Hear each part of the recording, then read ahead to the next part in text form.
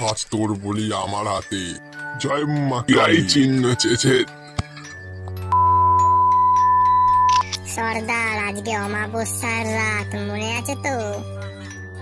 আরে রে রে রে রে রে রে রে, রবিদারকে লুকিয়ে নে রে। তোমরা কারা ভাই? দেখ শালা আছে নাকি। এই রঘুর মা, ডাকাতের বাচ্চা কি বাড়িতে আছে? না রে ভাই, রঘু তো অনেকদিন হয়ে গেল বাড়িতেই আর আসে না। বাড়িতে আসে না? শালা জানোয়ারের বাচ্চা। এই দেখো তো ভেতরে গিয়ে, ভেতরে থাকলে শালা ঘাট ধরে বাইরে বার করে নিয়ে আসো। এই সরো সরো।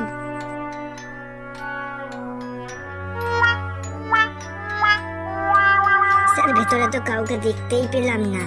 জানোয়ারটা মনে হয় আমাদের আসার খবর পেয়ে গা ঢাকা দিয়েছে। গা ঢাকা দিয়েছে? শালা জানোয়ারের বাচ্চা।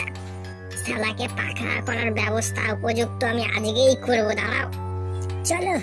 অতটা তো আমি জানি না, আমার কিছুক্ষণের মধ্যে রঘুকে ধরা চাই। ঠিক আছে, তাই হবে।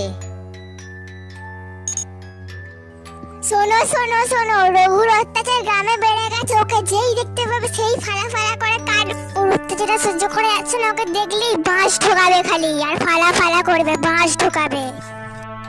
সত্যি রঘু হ্যাঁ, তুমি ঠিক অত্যাচার বেড়ে বলছো। গেছে।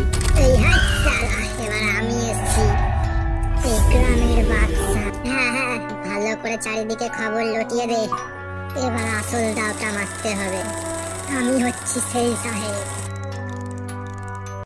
কিন্তু রঘুর কোনো খোঁজই পাওয়া গেল না। পাত্তাই পাওয়া গেল না। এটা মনে হয় ওকে যদি একবার হাতের সামনে পেতাম না, তাহলে কি বলবো আর। জঙ্গলে ওর দলবল নিয়ে ঘাপটি মেরে থাকা। এই গ্রামে আমি চারিদিকে খালি নীল চাষ দেখতে চাই, নীল চাষ। যেদিকেই তাকাবো খালি নীল দেখতে পাই যেন। হ্যাঁ সাহেব, তাই হবে। যদি না রাজি হয়, পিটিয়ে পিটিয়ে মারতে মারতে নীল চাষ করাবো। তারপর দেখছি কত ধানে কত নীল। কথাটা যেন মনে থাকে। প্রয়োজন পড়লে সালা আমাকে খবর দিবি। কি বন্ধুরা, ভিডিওটা ভালো লাগলে একটা লাইক করে দিও আর চ্যানেলটি সাবস্ক্রাইব করে নিও। হ্যাঁ, তাই সরকার করো, যা তাই বলছে করো। তাই করো। হ্যাঁ হ্যাঁ, তাই করো।